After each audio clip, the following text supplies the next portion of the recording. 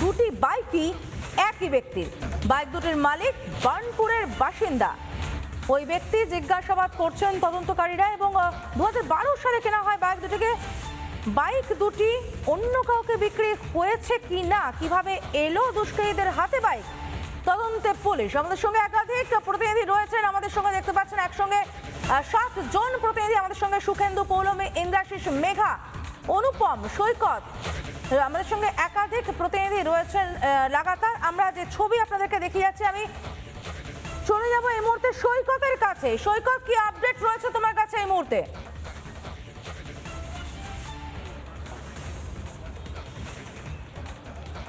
দেখো, এখনো পর্যন্ত ওই ব্যক্তিকে জিজ্ঞাসাবাদ করছে বর্ধমান জেলা পুলিশ। পুলিশ সূত্রে যেটা জানা যাচ্ছে, ওই ব্যক্তির নাম বিভাস কুমার ভট্টাচার্য এবং এই বিভাস কুমার ভট্টাচার্যের নামেই এই চন্দ্রনাথের খুনে ব্যবহার করা যে দুটি বাইক, সেই দুটি বাইক রেজিস্ট্রেশন হয়েছিল 2012 সালে।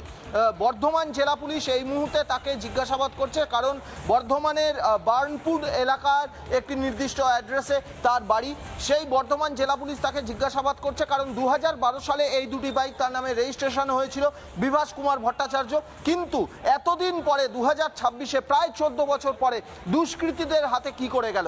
এতদিন কি সেই বাইক দুটি তার কাছেই ছিল, নাকি অন্য কোনো ব্যক্তিকে বিক্রি করে দিয়েছিলেন, সেখান থেকে দুষ্কৃতীদের হাতে এসেছে? এই বিষয়গুলো সম্বন্ধে অনেকটা ধোঁয়াশা রয়েছে। সেই জন্যই কিন্তু বর্ধমান জেলা পুলিশ এই বিভাস কুমার ভট্টাচার্যকে এখনো পর্যন্ত জিজ্ঞাসাবাদ চালাচ্ছে।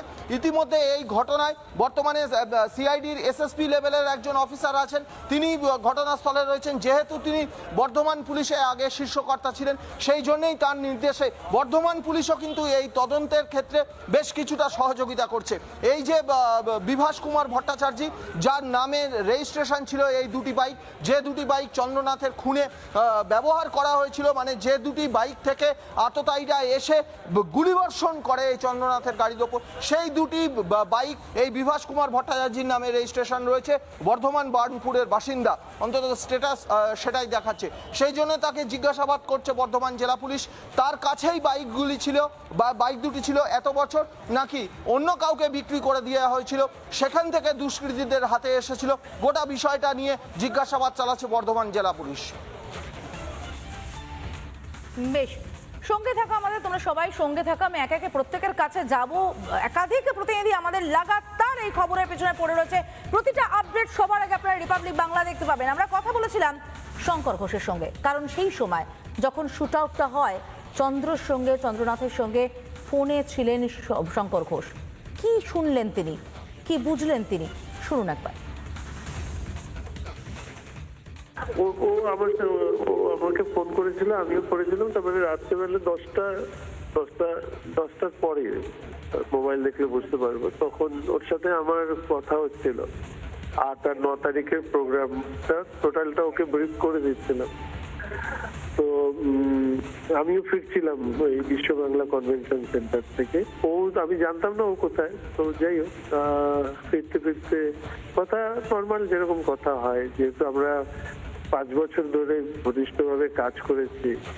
আমাদের 2021-এ জেতার পরেই ওর সাথে পরিচয়। কিন্তু তারপরে হঠাৎ করে দেখলাম যে কয়েকটা গলার আওয়াজ আমি বুঝতে পারলাম। আমি ভাবলাম কি ব্যাপার, কথা বলতে বলতে অন্যদের গলার আওয়াজ কেন আসছে।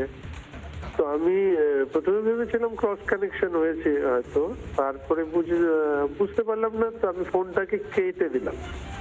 কেটে দেওয়ার পরে আমি ওকে আবার ফোন করলাম, ধরলো না। তখন আমি ওকে মেসেজ করলাম, তুই কি অসুস্থ হয়ে গেলি?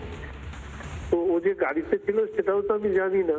তো দেখলাম কোনো নো রেসপন্স। তারপরে আবার ফোন করার পরে মনে হয় কেউ একজন আমাকে ফোন ধরে বললো যে স্যারকে গুলি করে দিয়েছে। তো আমি তখন উল্টোডাঙ্গার আশপাশে হবে, আমি কোনো গুলির শব্দ শুনতে পাইনি।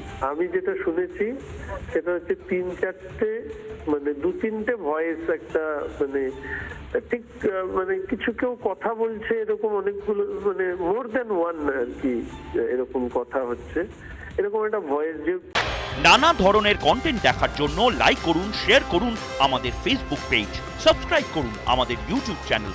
পাশাপাশি অন্যান্য ব্রেকিং নিউজের জন্য অবশ্যই চোখ রাখুন রিপাবলিক বাংলায়।